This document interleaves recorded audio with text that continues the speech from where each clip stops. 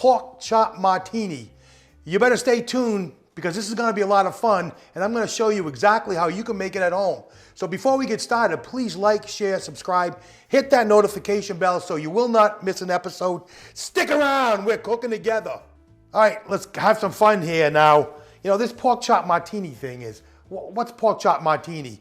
It originated out of a restaurant on Long Island, and basically what it is, it's basically a fried pork chop and has ingredients in it which are similar to an ingredient in a martini. So before we get started here, I want to go over all our ingredients. I have our mise en place all put in place, and I'm going to be using a bone-in pork loin today.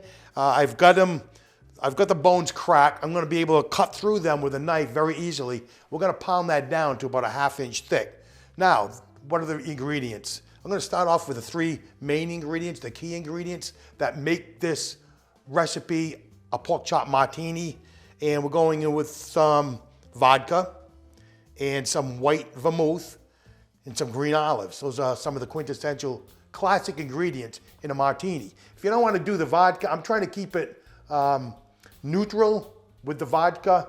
You can certainly use gin, and I'm sure that would go well, but that's something you would have to decide for yourself. So we're doing a little bit of vodka, a little bit of gin, the green olives.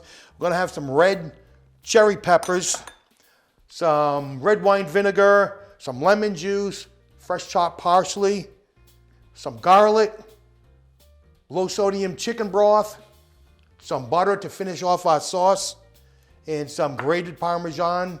And what we're gonna do with these chops, once I get them cut and pounded out, we're gonna be breading these. So the typical flour, egg wash, breadcrumb type of thing. I have about a cup of flour here. It's seasoned with salt and pepper, a little bit of garlic powder. And I have some seasoned fresh breadcrumbs I did myself. Put the bread in the Cuisinart, processed it all down, added some parsley, added some garlic powder, a little salt and pepper. So we have an Italian seasoned breadcrumb. I know it's a lot said, but once this gets going, you're gonna see this is relatively easy to do. And not only that, it's a lot of fun. So stick around, don't go anywhere. I'm gonna reorganize our workstation and get started in a minute. So don't go anywhere. All right, we're gonna get working on our pork chops now. Like I said, I've got a bone-in pork loin roast here, and basically gonna cut the chops. They've been cracked, the bone's been cracked, so they're about 1 inch thick, and this will allow us to get an entire rib bone on each chop. So I'm gonna cut out 4 chops. Now, this can be done with boneless chops as well, very easily. If you would rather use boneless chops and not dealing with a bone, then by all means, go right ahead. That'll work very easily and just as well as it. So I'm gonna get some of the fat trimmed off of these. This recipe will produce 4 pork chops. All right, so now we're gonna pound these out. I wanna get these 1 inch thick pork chops down to just a little bit less than a ½ inch thick. We're gonna use a meat pounder. And the best way to do this is get yourself a piece of parchment paper or even wax paper and have the chop or the meat, one paper underneath and one on top. So you're not really interacting with the meat. All you're doing is pounding out. And that's all there is to it.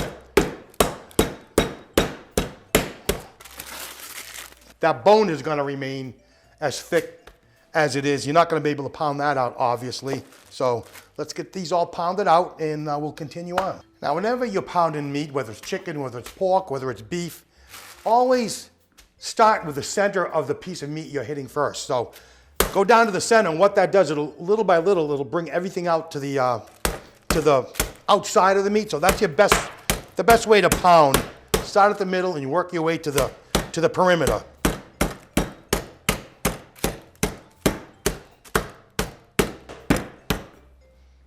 All right, we're gonna get our pork chops all breaded up now. So the first thing we wanna do, we wanna season these first. A little salt and pepper, both sides.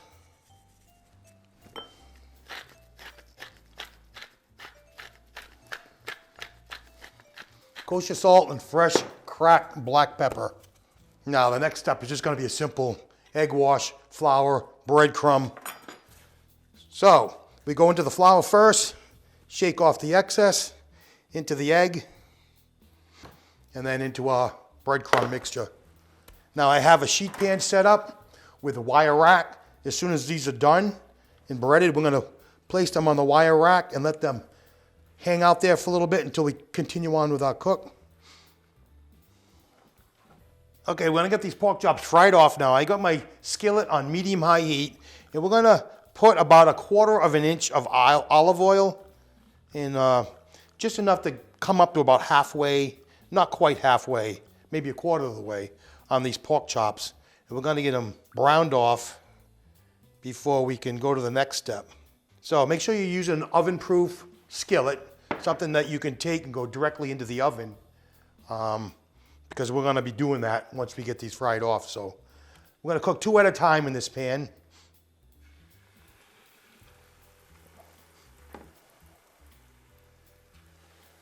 Now, as we're doing this, I've got another bacon sheet set up with a wire rack. So we're gonna go directly from the pan onto the wire rack and let them sit for a while we continue on, and then eventually get it into the oven. All right, these have been going for about 2 to 3 minutes. I'm gonna check them, take a look to see how they're coming along, and they're getting some great color. They're browning up nicely, so we're gonna turn them. Like I said, maybe about 2 to 3, maybe 4 minutes. We're not actually fully cooking these at this step. We just want to get some good color on them.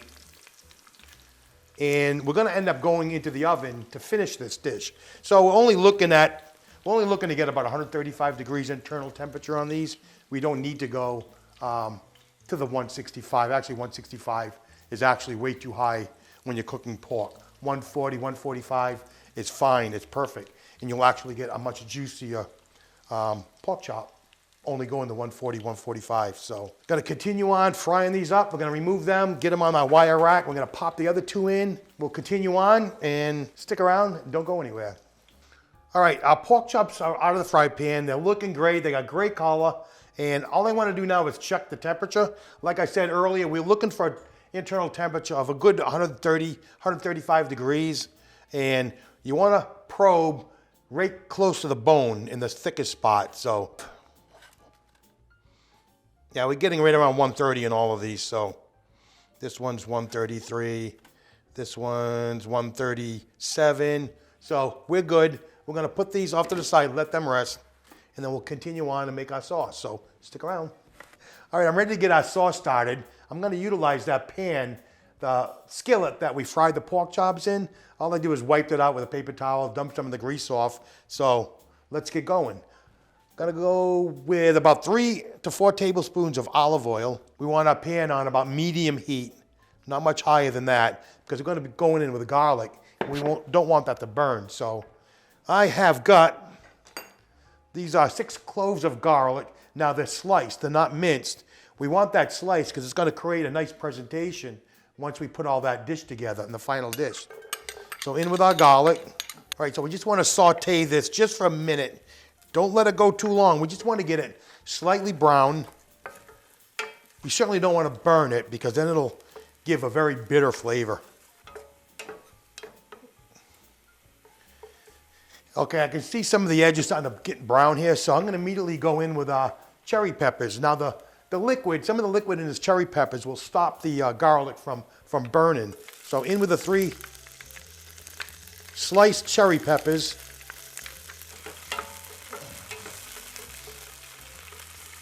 All right, now continue to keep an eye on this garlic because we do not want it to get too brown.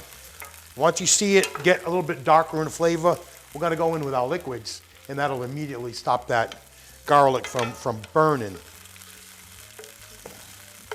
All right, we're gonna go in with it's about 1/3 of a cup, a little more than 1/3 of a cup of dry white vermouth.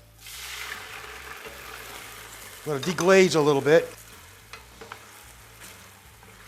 Now, I've seen a recipe doing this, the Pork Chops Martini, where they use 3/4 of a cup of white wine.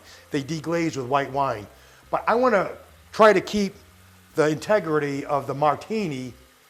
After all, we're calling it a Pork Chop Martini. So rather than a 3/4 cup of white wine, I'm using equal amounts, or I should say about 1/3 cup of white vermouth, dry white vermouth, and I'm going to go with a 1/3 cup of, I'm using vodka. So this is looking good. I'm going to remove the pan from the heat to add our vodka. We don't want to put any high alcohol content liquids into the pan while it's on the heat, because that can catch fire, and that's what would give you that flambe effect. But that's not much vodka, and I got a pretty large pan here, so we're not really going to get that. So I'm going to let this reduce a little bit more, cook off some of the alcohol that's in there. The flavors will remain. It'll intensify the flavors, but we'll lose all that alcohol, so we'll get all that kind of harsh alcohol taste in the background where you won't have that. So let this go. I'm going to raise the heat a little bit more, because eventually, once I get the rest of our liquids in, I'm going to go up to a high heat, because we're going to allow this liquid to reduce by half. All right, this is looking good. We're going to add a cup and a half of a low sodium chicken broth or chicken stock next. And this is going to really start cranking up the heat, because we're going to begin to do our reduction. So go to high. I'm going to bring this to a nice boil, or a good simmer anyways, so we can start this reduction. Okay, at this time, I'm going to add red wine vinegar, and I'm going to add fresh lemon juice.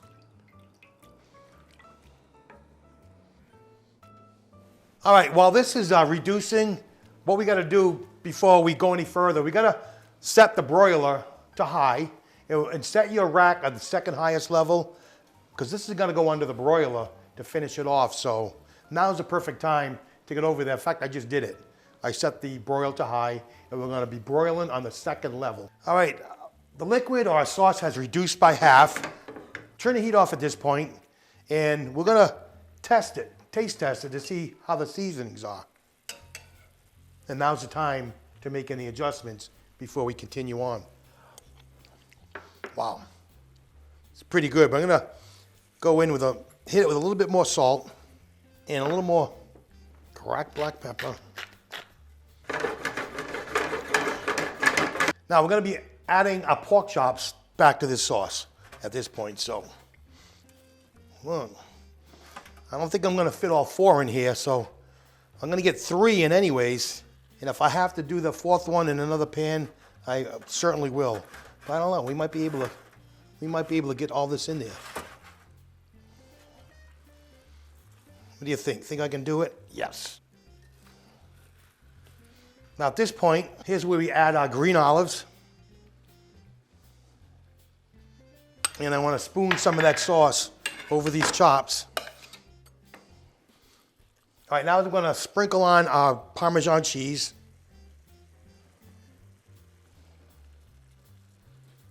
And I'm going to get this in the broiler. We're only going to go until the Parmesan cheese melts. All right, our Parmesan cheese is all melted. I just removed the pan from the broiler. We're going to get these pork chops out. I'm going to place them on our board, our serving board. And we're going to finish this sauce with some butter and some fresh parsley. All right, you need a little heat on this pan. All right, we got our heat on low.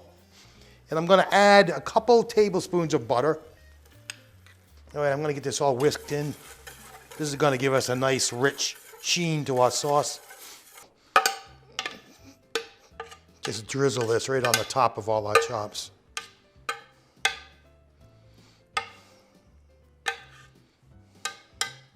All right, and the last thing, we're going to hit it with a little fresh chopped flat leaf parsley.